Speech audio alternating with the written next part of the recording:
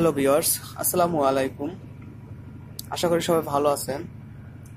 আজকে আমরা যে ক্লাসটি দিব সেটা হচ্ছে আমরা ফ্ল্যাট লক মেশিনের একটি সার্কিট নিয়ে ক্লাস দিব। তো সম্মানিত ভিউয়ার্স, আমার কাছে এটা হচ্ছে ফ্ল্যাট লক মেশিনের একটি সার্কিট। আমরা এই সার্কিটে আজকে কাজ করব। আমরা আজকে দেখব এটা হচ্ছে ফ্যাক্টরি থেকে নিয়ে আসছে যে সার্কিটে পাওয়ার আসে না। তো আমরা দেখব আসলে কি কারণে পাওয়ার আসছে না। প্রথমে আমরা যেটা করব, আমরা প্রথমে সার্কিটে পাওয়ার দিয়ে দেবো। পাওয়ার দিয়ে আমরা দেখবো যে আসলে পাওয়ার আসে কিনা। আমরা এসি কট নেব, এটা হচ্ছে এসি কট। আমরা সিরিজ লাইনে দেব। এখানে আমরা ইনপুট ভোল্টেজ দিব 220 ভোল্ট ইনপুট দেব। ইনপুট দেওয়ার পরে আমরা দেখব এই সার্কিটে পাওয়ার আসে কিনা। এই হচ্ছে আমাদের ডিসপ্লে, এটা হচ্ছে আমাদের ডিসপ্লে। আমরা সার্কিটে পাওয়ার দিয়ে দেবো। আমাদের সিরিজ লাইনে আমরা কানেক্ট করা আছে, আমরা এখন সুইচ অন করে দেব। দেখা যাচ্ছে যে আমাদের ডিসপ্লেতে কোনো পাওয়ার নাই। আমাদের মেইন পাওয়ার ঢুকছে কিন্তু আমাদের ডিসপ্লেতে কোনো পাওয়ার নাই। এখন আমরা এটি অফ করে দেব। অফ করে অবশ্যই আমাদের ভোল্টেজ স্টোরেজ রয়েছে, ক্যাপাসিটরের ভোল্টেজ স্টোরেজ রয়েছে। আমরা একে ডিসচার্জ করব। আমরা একটি 100 ওয়াটের বাল্ব দিয়ে আমরা ডিসচার্জ করে নেব, যেহেতু অনেক ভোল্টেজ রয়েছে। আমাকে ডিসচার্জ না করলে শর্ট করতে পারে। তো শিক্ষার্থী বন্ধুরা, আমরা দেখলাম যে সার্কিটে মেইন পাওয়ার আছে কিন্তু আমাদের ডিসপ্লেতে কোনো পাওয়ার নেই। অর্থাৎ আমাদের মেইন পাওয়ার ঢুকছে, ঢোকার পরে এসি পাওয়ার ঢোকার পরে আমাদের ডিসি হয়েছে এবং ফিল্টারিং হয়েছে। ফিল্টারিং হওয়ার পরে আমাদের এই সেকশনটায় ভোল্টেজ আছে, আমাদের এই সেকশনটায় ভোল্টেজ আছে, বাট আমাদের এই সেকশনে ভোল্টেজ নাই, যে কারণে আমাদের ডিসপ্লে আসছে না।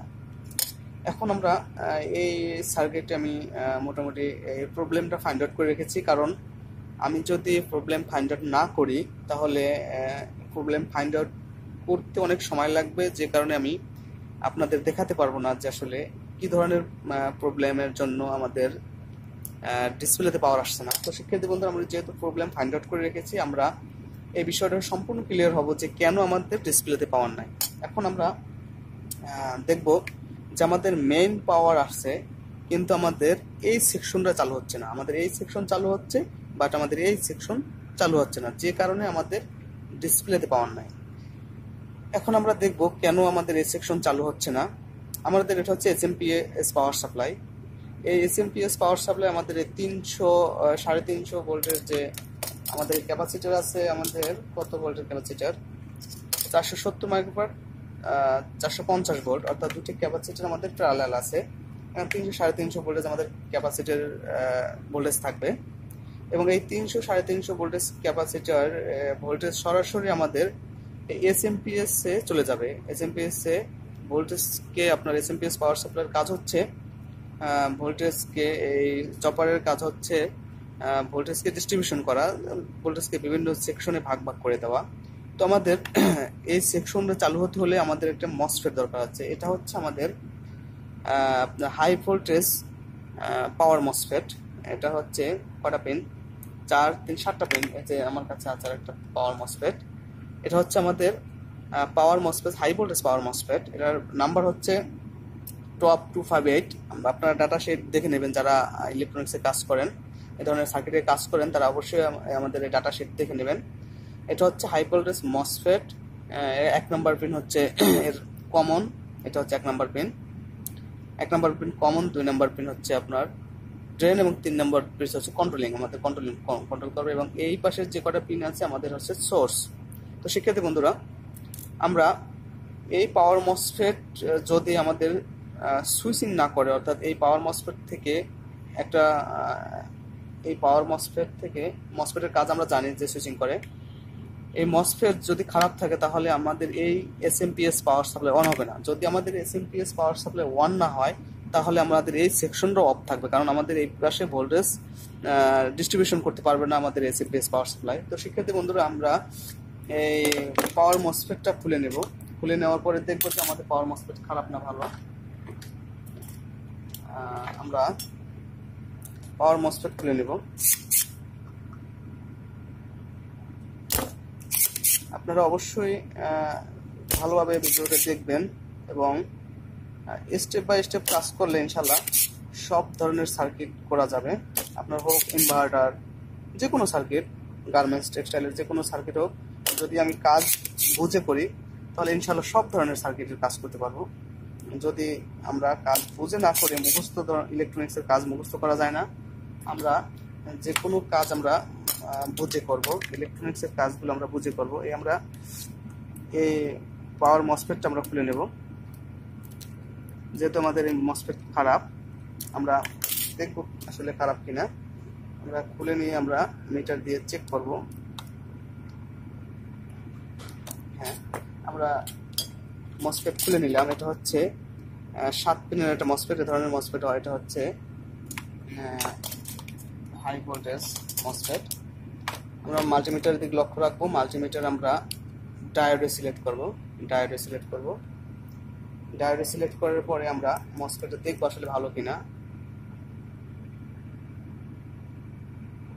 দেখা যাচ্ছে যে আমাদের মসফেট শর্ট আছে। দেখেন, আমাদের মসফেট শর্ট আছে, যে কারণে আমাদের এই মসফেট শর্ট থাকার কারণে আমার এসএমপিএস, এটা হচ্ছে SMPS power supply. SMPS power supply আমাদের অন হচ্ছে না। যদি এসএমপিএস পাওয়ার সাপ্লাই আমাদের অন না হয় তাহলে আমাদের এই সেকশনটা অফ থাকবে। তো আমাদের এই সেকশনটা যদি রান করাতে হয়, এই সেকশনটা যদি চালু করতে হয়, অবশ্যই আমাদের এসএমপিএস পাওয়ার সাপ্লাই অন করতে হবে। আর এই এসএমপিএস পাওয়ার সাপ্লাইতে ভোল্টেজ যাওয়ার জন্য আমাদের একটা সুইচ ব্যবহার করতে হবে। মসফেটের কাজ হচ্ছে সুইচিং করা। এই পাওয়ার মসফেট ব্যবহার করছে। পাওয়ার মসফেট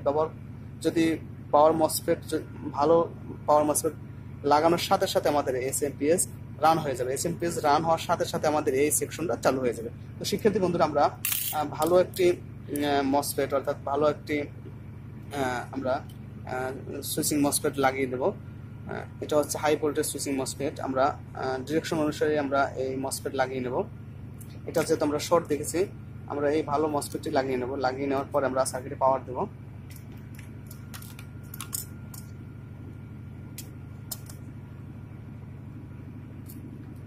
সব ধরনের ইলেকট্রনিক্সের কাজ আমরা এভাবে স্টেপ বাই স্টেপ কাজ করব, বুঝে কাজ করব। যদি আমরা কোনো কাজ বুঝে না করি তাহলে আমরা সার্কিট কাজ করে সফল হতে পারবো না। তো শিক্ষার্থী বন্ধুরা, আমরা সব ধরনের কাজেই আমরা ইনশাল্লাহ বুঝে করব। আমরা এসএমপিএস পাওয়ার সাপ্লাই যদি অন করাতে হয় তাহলে আমাদের এই মসফেট ভালো হতে হবে, এবং মসফেট খারাপ থাকার কারণে আমাদের এই এসএমপিএস পাওয়ার সাপ্লাই অন হয় নাই। এসএমপিএস পাওয়ার সাপ্লাই অন না হওয়ার কারণে আমাদের এই সেকশনটা অফ ছিল। তো শিক্ষার্থী বন্ধুরা, আমরা এখন আমরা আবার পাওয়ার দিয়ে দিব। আমরা ইনপুট 220 ভোল্ট দিব। 220 ভোল্ট দেওয়ার সাথে সাথে দেখবো আমরা আমাদের ডিসপ্লে আসে কিনা। তো অবশ্যই আপনারা লক্ষ্য রাখবেন। আমরা ডিসপ্লে দেখবো যে আসলে আমাদের ডিসপ্লে আসে কিনা। এখন আমরা পাওয়ার দিয়ে দেবো। পাওয়ার দিয়ে দিলাম। দেখেন, আমাদের ডিসপ্লে চলে আসছে, কারণ আমাদের এই এসএমপিএস পাওয়ার সাপ্লাই অন হয়ে গেছে, যার কারণে আমাদের এই সেকশনটা চালু হয়ে গেছে। যদি আমাদের এই মসফেট, অর্থাৎ এই হাই ভোল্টেজ পাওয়ার মসফেট যদি খারাপ থাকে তাহলে আমাদের এই এসএমপিএস পাওয়ার সাপ্লাই অন হবে না, যে কারণে আমাদের এই সেকশনটাও চালু হবে না। আমরা পাওয়ার অফ করে দিলাম। এখন আমরা আবার এই মসফেটটা আবার একটু টেস্ট করে দেখাবো আপনাদের যে আসলে আমাদের মসফেট, এটা এই 4টা পিন হচ্ছে সোর্স। 1 2 3 4, এই পাশের 4টা পিন হচ্ছে সোর্স। তারপর আমরা এই 1 নম্বর পিন হচ্ছে কমন, 2 নম্বর হচ্ছে ড্রেন, 3 নম্বর হচ্ছে আমাদের কন্ট্রোলিং। যেহেতু আমরা দেখবো সোর্সে ধরবো মিটারের এক প্রান্ত এবং দেখবো যে কি শর্ট হয়েছে। দেখেন, আমাদের ড্রেন এবং সোর্স শর্ট হয়ে গেছে। যেহেতু আমরা 1 নম্বর কমন, 2 নম্বর ড্রেন, 3 নম্বরে হচ্ছে আমাদের কন্ট্রোলিং, আমাদের সোর্স এবং ড্রেন শর্ট হয়ে গেছে। এই হচ্ছে সোর্স এবং ড্রেন শর্ট হয়ে গেছে, যে কারণে আমাদের সুইচিং না হওয়ার কারণে, মসফেট শর্ট হওয়ার কারণে আমাদের এই এসএমপিএস পাওয়ার সাপ্লাই অন হচ্ছিল না, যে কারণে আমাদের এই সেকশনটা অফ ছিল। সেই কারণে আমাদের ডিসপ্লেতে পাওয়ার আসতো না। তো শিক্ষার্থী বন্ধুরা, এভাবেই আমরা স্টেপ বাই স্টেপ সব ধরনের সার্কিট রিপেয়ারিংয়ের কাজ করতে পারবো। এবং আমরা অবশ্যই সব ধরনের পার্টস সম্পর্কে জানবো, যে এটা আমাদের কি পার্টস, এটা কি। আমরা মনে করবো যে এটা আইসি, আসলে এটা কিন্তু আইসি না, এটা হচ্ছে মসফেট। আমরা এর নাম্বার লিখে সার্চ করে আমরা এর ডাটা শিট দেখবো যে জিনিসটা কি। তো শিক্ষার্থী বন্ধুরা, যদি আপনারা এই ধরনের সার্কিটে যে কোনো ধরনের সার্কিট যদি আপনারা কোনো ধরনের প্রবলেমে পড়েন এবং যদি না হয়, তাহলে আমাকে অবশ্যই কমেন্ট করে জানাবেন। এবং আমার কাছে যদি এই ধরনের সার্কিট থাকে, অবশ্যই আমি আপনাদের এই ধরনের ভিডিও বা ক্লাস আমরা আপনাদের জন্য আমাদের ইউটিউব চ্যানেলে আপলোড করব। তো যারা আমার চ্যানেলের একেবারে সম্পূর্ণ নতুন ভিউয়ার্স আছেন, অবশ্যই আমার চ্যানেলকে সাবস্ক্রাইব করবেন এবং পাশে থাকা বেল আইকনটি বাজিয়ে দিবেন, যাতে সর্বপ্রথম যে ভিডিওগুলো আমি আপলোড করব তা আপনার মোবাইলে চলে যাবে। তো আজকে এ পর্যন্তই। সবাই ভালো থাকবেন, সুস্থ থাকবেন। আল্লাহ হাফেজ।